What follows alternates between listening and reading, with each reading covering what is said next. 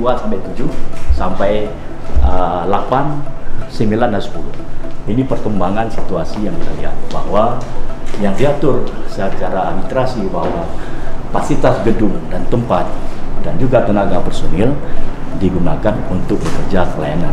Ini pertanda bahwa dugaan kita bahwa ada tugas di luar sesuai pesanan. Maka ini akan kita lihat di ruangannya lain. Mari kita pergi.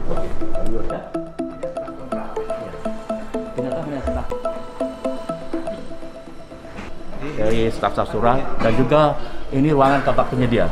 Kita lihat hanya beberapa dokumen, sementara begitu banyaknya proses lelang, tapi hanya beberapa dokumen kita lihat saja. Sepertinya ribuan dokumen sudah masuk kemari. Ya, mari kita lihat lagi ruangan.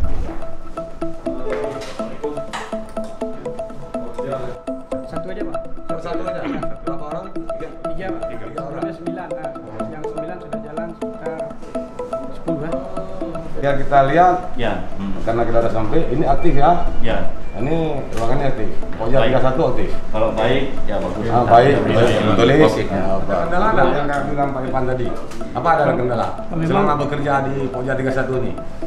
Pertama kendala mungkin tas nih Pak, dengan keadaan seperti ini kami masih Oke. satu meja 2 ini Pak. Jadi masih harus pandi-pandi lah ya. Kemudian kita juga memiliki juga Pak, jadi alat kerja. Terus oke, ini Pak,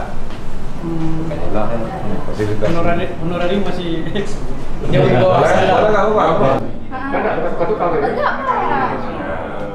Tiketnya mana? Bukan mungkin apa.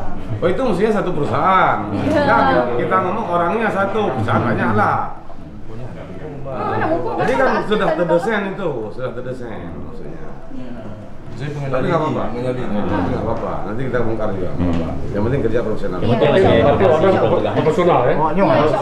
Sesuai aturan dia bisa menang. Urunya pekerjaan. Jadi adik ini